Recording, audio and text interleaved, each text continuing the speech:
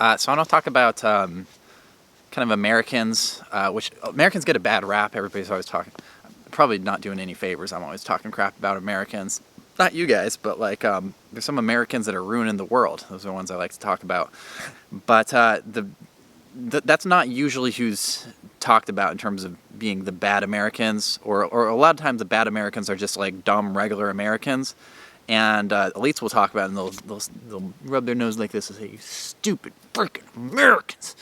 And they'll have statistics. They'll be like, "Look at this, Americans." I think like 50% of Americans or something like that can't name the 3 branches of government.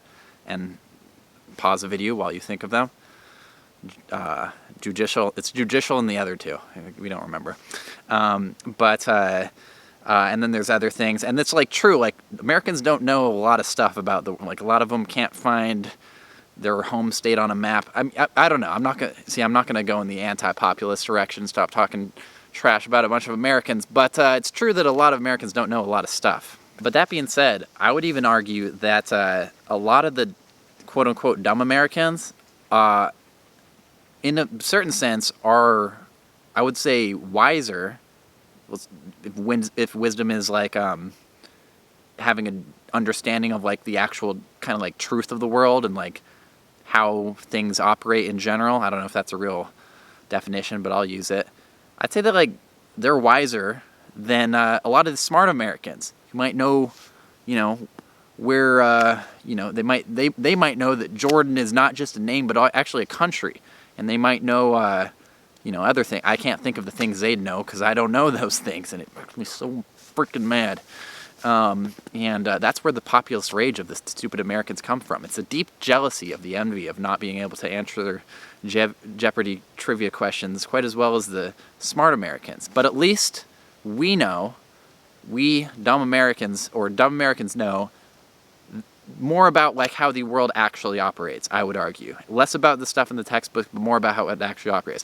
Why do I say that? Because the smart Americans, or the elites who do know more stuff, and I think it is good to like know, like to take the mask off for a second. I do think it's kind of bad that like people don't have a basic understanding of civics or how the government works or where other countries are. Nobody can speak other languages. I don't think it's good. I'm not in favor of anti-elitism in that sense, but the elites who do know those things to a larger degree also have a conception of the world which is totally out of touch with the reality that most people experience. The most people being the masses of people that might not know those facts, but do know the realities of their own lives, and do know that deep down that like the institutions of authority which are run by elites, whether it be the media or the government or Wall Street or corporate decision-making processes, they might not know the specifics of where it's all coming from, but they know that by and large they're getting shafted and screwed over, and that things are not working very well, and that these are institutions and people that have been deceiving them and that should not be trusted. And this is borne out in public opinion polls of the media and of institutions and of Congress's approval rating and a bunch of different things. It's also borne out in anybody that's been alive, especially the last 6 years. Do you notice that Trump was elected? We elected a game show host that lied all the time, that talked a bunch of trash about the elites, and the elites' response to that was, look how dumb these dumb Americans are. They're even dumber than we thought. Let's like turn down their sources of information because it's fake, which some of it is. It's fake. But like what they don't seem to understand, and they can't understand necessarily, because if they did understand it, then they would have to condemn themselves and the system which led to them going to power. What they don't understand is that antagonism to the system itself and that deep distrust of institutions is rooted in the reality of their own lives, which has not been going well, and a stronger connection with the actual real world, which the elites are disconnected of, even as they know the specifics of different facts and things that they might have learned about the world in college. And so in some ways that's a promising development, that the masses of people in the world, like if people are familiar with really any type of social movement or political ideology that's like wants a type of reform or revolution, whether it be socialism or the history of labor activism or civil rights or whatever it is, if they do anything good, like the core of that is like unifying people together, unify the many against the few. And it's like there's some truth to that, because it's a few relatively that are making a lot of decisions that are bad for the many in a lot of circumstances. Colonialism, slavery, Jim Crow, economic repression, busting unions and workers' rights as the elites make off with all the surpluses of society and the bounty of the world.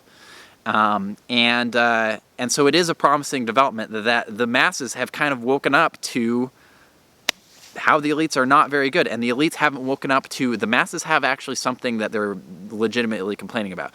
Now, the frustrating thing, unfortunately, is that there is more than a grain of truth to the elites' condemnation of many of the masses that are believing some kooky things like QAnon conspiracy theories, things like all the crazy things that you see on social media, and also that the masses have diverged largely and think that their main enemy is each other, as in like the poor rural people think that the poor relatively or middle class liberal people are their enemies because they believe different things on abortion and gun rights, when abortion and gun rights are issues that are not without consequence, for sure, and I have my opinions on them as well, but are also not like the major issues that are affecting their lives, and are more things that are more little carrots and shiny toys that are dangled in front of them by the elite institutions in order to manipulate those masses of people into divergent ideologies, which are both catering to the interests of the elites themselves.